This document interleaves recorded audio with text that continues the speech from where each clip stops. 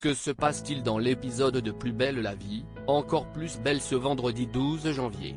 Alors que Francesco raconte à Estelle et Roxane avoir été menacés par Benjamin avant l'inauguration du bar, ce dernier est fier de sa sœur lorsqu'il apprend qu'elle lui a tendu un piège.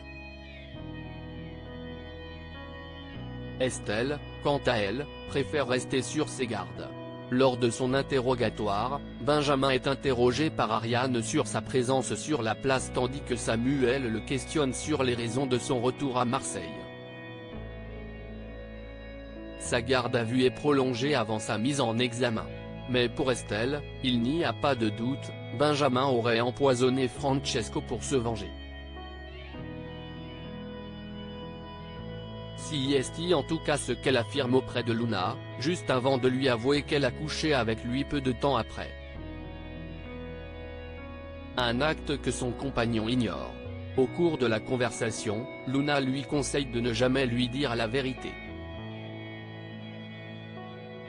Du côté du bar Le Mistral, il n'y a toujours personne.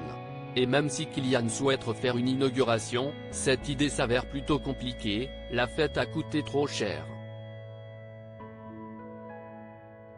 Plus belle la vie, encore plus belle, la mutation de Samuel acceptée. Ariane, elle, découvre que Francesco a été empoisonné depuis maintenant plusieurs semaines. Cela est la preuve que Benjamin est en réalité innocent. Une découverte qu'elle partage avec Méline et Samuel. La mutation de Samuel a été acceptée par la commissaire à contre-cœur.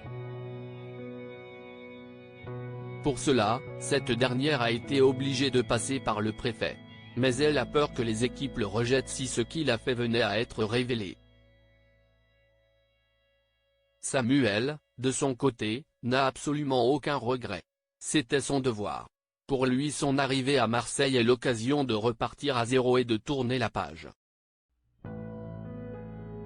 À la résidence, Jules et Morgane arrivent à se réconcilier avant de se disputer de nouveau au sujet d'un vêtement de Jules qui a coloré ceux de Morgane. Yolande voit de l'amour entre les deux, mais ces derniers ne rendent pas encore compte. Plus belle la vie, encore plus belle, une soirée romantique en perspective enfin. Dans cet épisode, la nouvelle secrétaire médicale est formelle, Léa doit se reposer. Pour cela, elle décide de réserver un restaurant et d'appeler la baby-sitter. Jean-Paul n'a pas le choix, il doit s'occuper du fils de Babette, Raphaël Nebou. Jérôme va s'occuper de Lucie et Aurore tandis que le baby-sitter accepte de surveiller Raphaël contre de l'argent. Ainsi, Jean-Paul et Léa peuvent dîner ensemble dans un appartement. L'épisode se termine avec Estelle qui empoisonne Francesco.